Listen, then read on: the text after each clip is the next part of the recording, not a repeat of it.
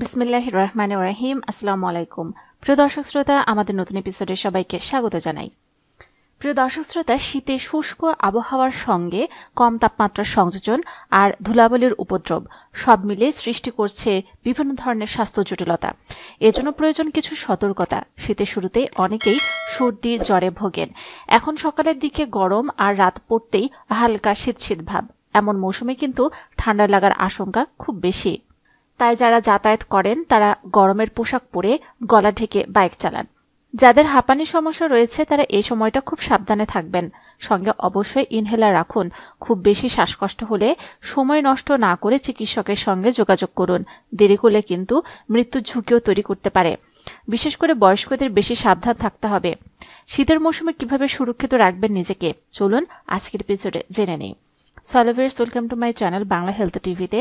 পরিবার এবং স্বাস্থ্য সংক্রান্ত যেগুলো নতুন তথ্য সবার আগে পেতে আমাদের চ্যানেলকে সাবস্ক্রাইব করে রাখুন এবং পাশে থাকা বেল আইকনে ক্লিক করে রাখুন। এতে করে পরিবার এবং স্বাস্থ্য সংক্রান্ত নতুন নতুন ভিডিও আপনারা পেয়ে যাবেন সবার আগে। প্রিয় দর্শক শ্রোতা, এই সময় কখনো কখনো ফ্যান এসি না চালালে গরম লাগে, আবার চালালে ঠান্ডা লাগে। গরম লাগছে বলে খুব জোরে ফ্যান চালাবেন না ভুল করেও। এসির তাপমাত্রা 25 ডিগ্রি সেলসিয়াসের উপরে যেন না করা হয় সেদিকেও সতর্ক থাকুন। যাদের ঠান্ডা লাগার সমস্যা রয়েছে তারা এই মৌসুমে ঠান্ডা পানিতে গোসল করবেন না ভুল করেও। শীতের সময়টা হালকা গরম পানিতে গোসল করাই ভালো। ভোরবেলা হোক কিংবা অফিস থেকে ফিরে যখনই গোসল করবেন গরম পানিতে করুন। শীতের সময়ে অল্প সর্দি কাশি হলেও আগে থেকেই লবণ পানিতে গার্গেল শুরু করুন। গরম পানির ভাপ নিন নিয়মিত। বাড়িতে কারো সর্দি কাশি হলে শিশুদের তার কাছে যেতে না দেওয়াই ভালো। অফিসের ভেতরে এসিতে অনেকটা সময় কাটাতে হয় অনেকেরই। অফিসে কারো সর্দি কাশি হলে নিজেকে সাবধান রাখুন। প্রয়োজনে তাকে মাস্ক পরতে বলুন বা নিজে মাস্ক ব্যবহার করুন। ঘন ঘন হাত ধোয়ার অভ্যাস করুন।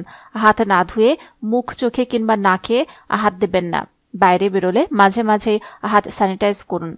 এ সময় পুষ্টিকর খাওয়া দাওয়ার দিকে নজর দিতে হবে। ডায়েটে ভিটামিন সি সমৃদ্ধ ফল যেমন লেবু, কমলালেবু, আমলকি বেশি করে খেতে হবে। শরীরের রোগ প্রতিরোধ ক্ষমতা বৃদ্ধি করতে ভিটামিন সি সাহায্য করে। প্রিয় দর্শক শ্রোতা, আশা করি আজকের ভিডিওটি দ্বারা আপনারা উপকৃত হয়েছেন। যদি তাই হয়ে থাকে তাহলে অবশ্যই ভিডিওটিতে লাইক দিন আর নতুন নতুন ভিডিও পেতে আমাদের চ্যানেলটিকে সাবস্ক্রাইব করে রাখুন।